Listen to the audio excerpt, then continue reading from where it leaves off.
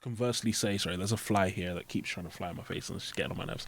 If conversely, is there an archetype you can point at and say, you know what, this is why the heck did they even design them? So again, I'll go for me. It's Cyframes. I think that is the stupidest archetype in game design. Like everything about that archetype encourages me to not play Yu-Gi-Oh. Just norm summon a monster and poke because of how it's designed, for example. But yeah, it's an archetype you look at, you say I think it's really, really badly designed.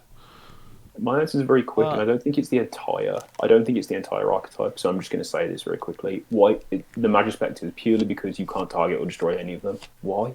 What's all that about? But I think as an archetype, it's fine. I just don't understand that bit. That's my really quick answer. Joseph, I'm sorry I was interrupting you there. No, all good.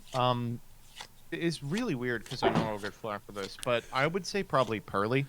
It's just like It's really weird because if the deck doesn't get to go all the way off, it smacks of like really cool, interesting, well-designed, like engaging deck that has a lot of options and a lot of very specific points of interaction. Yeah.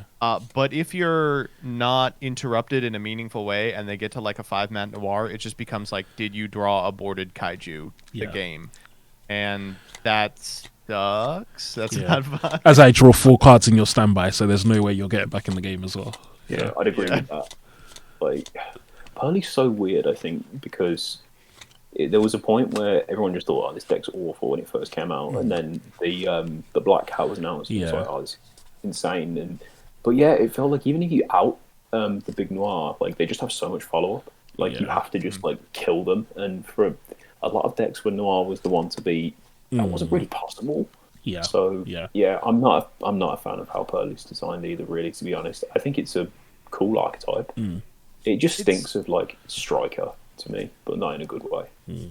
It is just weird though, because it really does feel like if you interrupt them even once, like even with an Ash Blossom, it's like, oh, we're like really playing Yu-Gi-Oh here. They have to go Little Cat into the trap, and then you like you know they're gonna have 2 points of interaction and follow up, and it's like I can play through that, but if they get to the like big uninterrupted board, it's like, oh, this is over. This is not remotely interesting.